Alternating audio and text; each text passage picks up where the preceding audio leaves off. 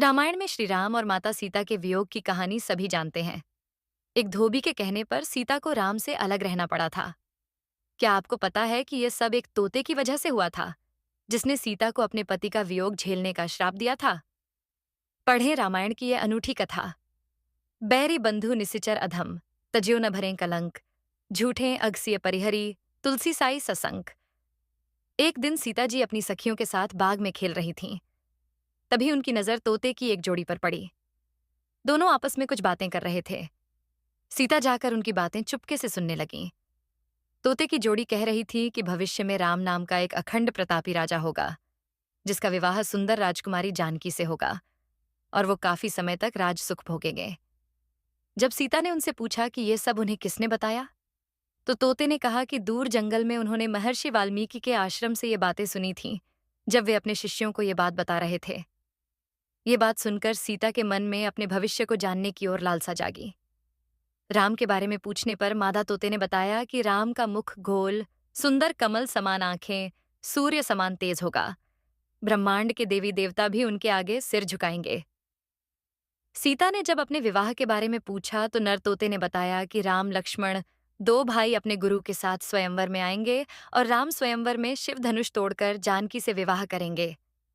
तब सीता ने कहा कि जिस राजकुमारी की वह बात कर रहे हैं वो मैं ही हूं। ये सुनकर तोते घबरा गए। उन्होंने कहा कि हम उड़कर कहीं दूर जा रहे हैं और यहाँ कभी नहीं आएंगे। सीता ने उन्हें रोक दिया और कहा कि वह उन्हें पिंजरे में अपने पास रखेंगी। इस पर तोतों ने कहा कि वे आजाद पंछी हैं और किसी पिंजरे में बंद होकर नहीं रहना चाहते। तोतों की जोड़ी ने खूब विनती की, मगर सीता ने उनकी एक न मानी।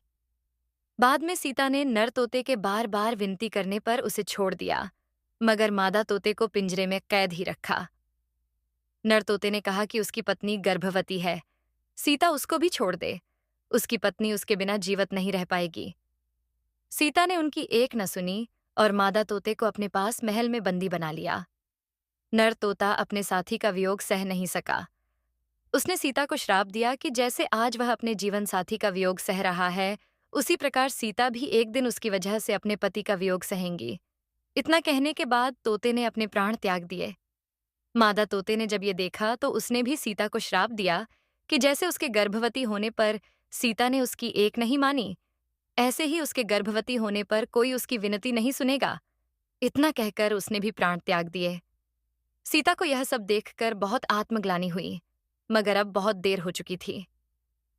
श्री राम रावण का वध करके 14 वर्ष का वनवास काटकर सीता और लक्ष्मण के साथ अयोध्या लौटे। उसके बाद कुछ लोग सीता की पवित्रता पर सवाल उठाने लगे।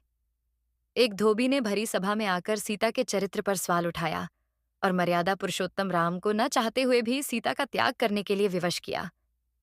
कहते हैं कि जिस धोबी के कहने पर श्री राम ने अपनी पत्नी को छोड़ा, वो पिछले जन्म में वही तोता था जिसने सीता को श्राप दिया था। उस समय सीता गर्भवती थीं। उन्होंने वाल्मीकि के आश्रम में ही अपने पुत्रों लव और कुश को जन्म दिया। तो दोस्तों, कैसी लगी आपको हमारी आज की स्टोरी? ऐसी वीडियोस को देखने सुनने के लिए हमारे चैनल को लाइक और सब्सक्राइब करना ना भूलें।